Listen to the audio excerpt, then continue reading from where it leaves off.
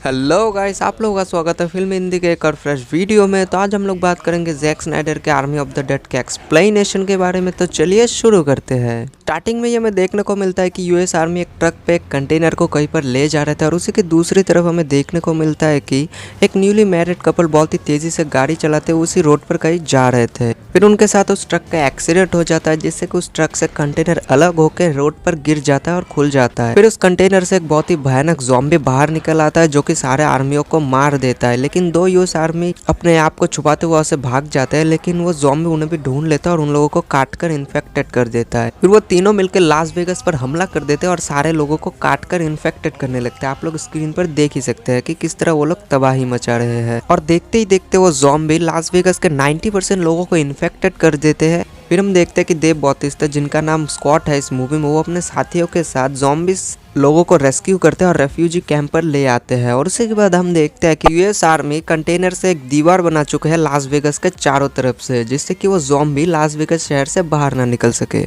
फिर हम देखते हैं कि स्कॉट, जो कि पहले आर्मी में था, तो वो अभी एक रेस्टोरेंट चला रहा है जहाँ पर वो खाना बनाते बनाते न्यूज़ में देखता है कि सरकार कुछ ही दिनों के अंदर लास वेगस में परमाणु बॉम्ब से हमला करने वाले हैं, जिससे कि वो लास वेगस के सारे ज़ॉम्बिस को मारने वाले हैं। और तभी एक बिजनेसमैन स्कॉट के रेस्टोरेंट में आता है और स्कॉट को बोलता है कि मैं तुम्हारे लिए एक मिशन लाया हूँ जहाँ पर तुम्हें अपने साथियों के साथ लास वेगस के शहर के अंदर जाना है और वहाँ पर मेरा एक कैसीनो है जहाँ पर मैंने $200 मिलियन एक तिजोरी में रखा है। वहाँ पर से वो पैसे लेकर वापस आ जाना है और उसके बदले मैं तुम्हें $50 मिलियन दूंगा। फिर बिजनेसमैन का बॉडीगार्ड स्कॉट को एक मैप देता है उस कैसीनो और उस लॉकर का।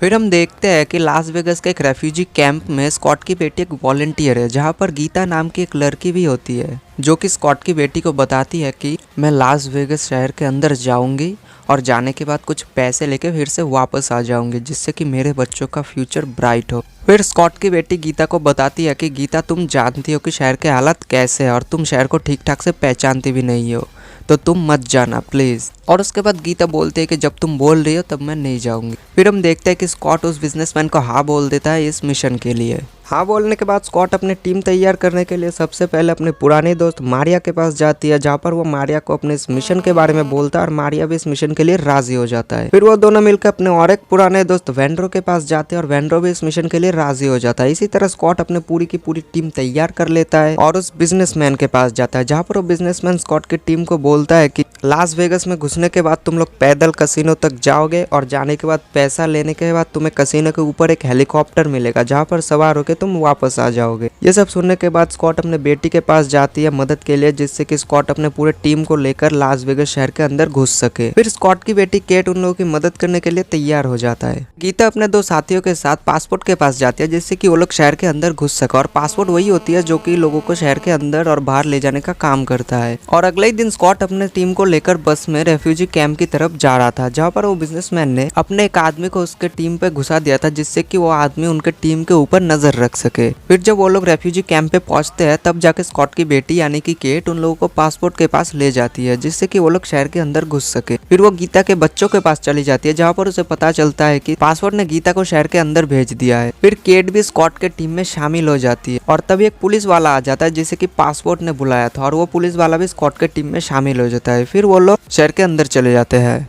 अंदर आते ही उन लोगों का सामना होता है एक ज़ॉम्बी टाइगर से। फिर वो लोग छुप जाते हैं, जिससे कि वो ज़ॉम्बी टाइगर भी चला जाता है। फिर पासवर्ड अपने साथ लेके आया हुआ पुलिस वाले को शूट करता है और बांध देता है इंटेलिजेंट ज़ॉम्बीज के गिफ्ट के तौर पर। असल में यहाँ पर दो तरह के ज़ॉम्बीज होते हैं, एक है डंप ज़ॉम्बीज जिन्हें सिर्फ खाने से मतलब है, और एक इंटेलिजेंट ज़ॉम्बीज जो कि इंसानों से भी ज्यादा चालाक है। और इन ज़ॉम्बीज के खोपड़ी पर गोली मारने पे ये ज़ॉम्बीज मरते हैं, बॉडी के दूसरे पार्ट पे गोली मारने से ये लोग नहीं मरते।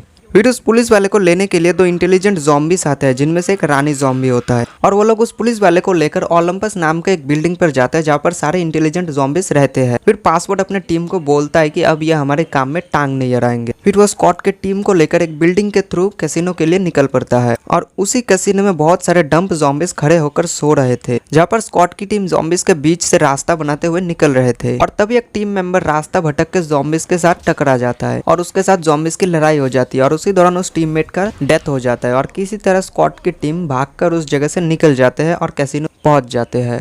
तीनों पर पहुंचने के बाद वो लोग कैसीनो के अंदर के कुछ डंप ज़ॉम्बीज को मारते हैं और अपने अपने काम पे लग जाते हैं, जहाँ पर सबसे पहले टीम का पायलट हेलीकॉप्टर को रेडी करने के लिए चला जाता है। फिर पासपोर्ट और बिजनेसमैन का भेजा हुआ आदमी बाहर नजर रखने के लिए चले जाते हैं। स्कॉट और उनकी बेटी कैसीनो का जनरेटर ऑन करती है और डीटर और वेंड्रो लॉकर के पास जाते हैं लॉकर खोलने के लिए। फिर हम देखते हैं कि बाहर रानी ज़ॉम्बी अपने साथी ज़ॉम्बी के साथ आ चुका था, जिसके ऊपर बिजनेसमैन का भेजा हुआ आदमी गोली चलाता है और रानी ज़ॉम्बी को बांध देता है। फिर रानी ज़ॉम्बी का जो साथी ज़ॉम्बी था वो उसके ऊपर हमला कर देता है और पासपोर्ट भी उस ज़ॉम्बी को मार देता है। और फिर बिजनेसमैन का भेजा हुआ आदमी रानी ज़ॉम्बी का सर काट कर अपने साथ ले लेता है। और फिर हम देखते हैं कि असल में राजा ज़ॉम्बी ने ही गीता और उनके दो साथियों को बंदी बना के रखा था, जिससे कि वो उन लोगों को भी ज़ॉम्बी बना सके। और तभी रानी ज़ॉम्बी का बहुत ही जोर जोर से चीखने का आवाज आता है, जिससे कि राजा ज़ॉम्बी वहां से निकल जाता है। उसके बाद डीटर वेंड्रो को बोलता है कि लॉकर के आगे कुछ ट्रैप्स लगे हुए हैं, इसलिए वेंड्रो लिफ्ट से नीचे जाता है और एक ज़ॉम्बी को उठा लाता है। फिर वो उस ज़ॉम्बी को आगे भेजता है और वो ज़ॉम्बी ट्रैप में फंस जाता है। उसके बाद जाके वो लोग लॉकर के सामने पहुंचता है। फिर स्कॉट अपने टीम के साथ न्यूज देखता है, जहां पर उसे पता चलता है कि सरकार अगले 1 घंटे के अंदर इस शहर के ऊपर परमाणु बॉम्ब से हमला करने वाले हैं। इसलिए स्कॉट सबसे पहले अपने पायलट को कॉल करता है और बोलता है कि क्या हेलीकॉप्टर रेडी है।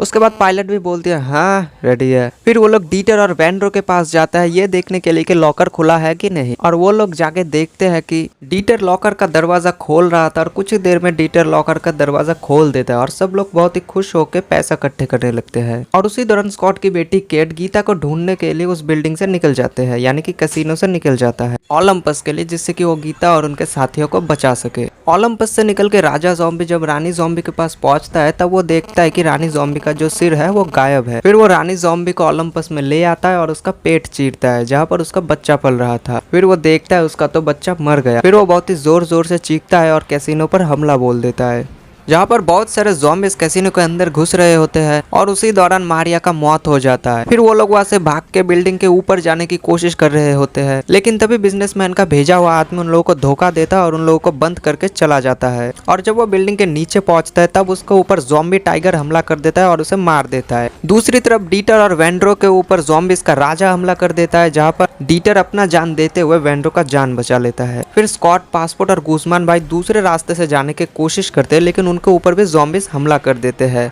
आप लोग स्क्रीन पे देख ही सकते हैं। और उसी दौरान गुज़मान भाई भी इन्फेक्टेड हो जाता है और वो अपने आप की जान खुद ले लेते हैं। फिर जाके स्कॉट और पासपोर्ट छत पर पहुंचते हैं, जहाँ पर पायलट उन लोगों का वेट कर रहा था हेलीकॉप्टर लेके, लेकिन तभी उन लोगों के ऊपर ज़ॉम्बीज़ का राजा हमला कर देता है, जहाँ पर पासपोर्ट रानी ज़ॉम्बी के खोपड़ी के ऊपर बंदूक तान के स्कॉट को बोलता है कि तुम जाओ। फिर स्कॉट जब हेलीकॉप्टर में बैठ जाता है तब पासपोर्ट के ऊपर ज़ॉम्बीज़ का राजा एक रॉड से हमला कर देता है और पासपोर्ट भी उस रानी ज़ॉम्बीज़ का सिर बिल्डिंग से नीचे गिरा देता है और रानी ज़ॉम्बी का मौत हो जाता है। फिर स्कॉट और पायलट ओलंपस में जाते हैं केट को बचाने के लिए, जहाँ पर केट गीता और उनके साथियों को ढूंढ तो लेता है, लेकिन तभी उन लोगों के ऊपर वो पुलिस वाला हमला कर देता है। फिर केट बहुत ही चालाकी से उस पुलिस वाले को भी मार देता है और तभी वहाँ पर ज़ॉम्बीज़ का राजा आ जाता है, जो कि उन लोगों के ऊपर हमला कर देता है। फिर वहाँ पर स्कॉट भी आ जाता है, जो कि उन लोगों को छत के ऊपर ले जाता है हेलीकॉप्टर के पास। फिर वो लोग हेलीकॉप्टर में बैठ तो जाते हैं, लेकिन राजा ज़ॉम्बीज़ उन लोगों का पीछा करते करते हेलीकॉप्टर के ऊपर चढ़ जाते हैं। फिर राजा ज़ॉम्बी के साथ स्कॉट का बहुत ही जबरदस्त फाइट होता है, जहाँ पर स्कॉट राजा ज़ॉम्बी को हरा तो देता है, लेकिन वो खुद भी इन्फेक्टेड हो जाता है। और तभी शहर में परमाणु बॉम्ब फट जाता है और उसके झटके से हेलीकॉप्टर भी नीचे गिर जाता है, जिसमें पायलट के साथ साथ गीता की भी मौत हो जाती है। फिर केट स्कॉट के पास जाती है और कुछ बातें करता है, लेकिन तभी स्कॉट ज़ॉम्बी बनने लगता है और फिर केट उसे भी गोली मार देता है। और तभी वहाँ पर एक आर्मी का चॉपर आता है, जो कि केट को रेस्क्यू करके ले जाता है। फिर हम देखते हैं कि वेंड्रो परमाणु बॉम्ब के हमले से बच जाता है और वहाँ से पैसे लेके एयरपोर्ट की तरफ जाता है, जहाँ पर वो अपने पैसों से एक प्राइवेट प्लेन खरीदता है और मैक्सिको की तरफ जाता है। लेकिन तभी उसका तबीयत खराब होने लगता है और वो बाथरूम में जाता है चेक करने के लिए। तब उसे पता चलता है वो तो ज़ॉम्बी से इन्फेक्टेड है और यहीं पर हमारे मूवी का एंड हो जाता है। गाइस, अगर आप लोगों को वीडियो अच्छी लगी तो like, share, comment and subscribe जरूर करें। तो आपसे मुलाकात होगी इसके बाद के वीडियो में, तब तक के लिए अलविदा, थैंक्स फॉर वॉचिंग।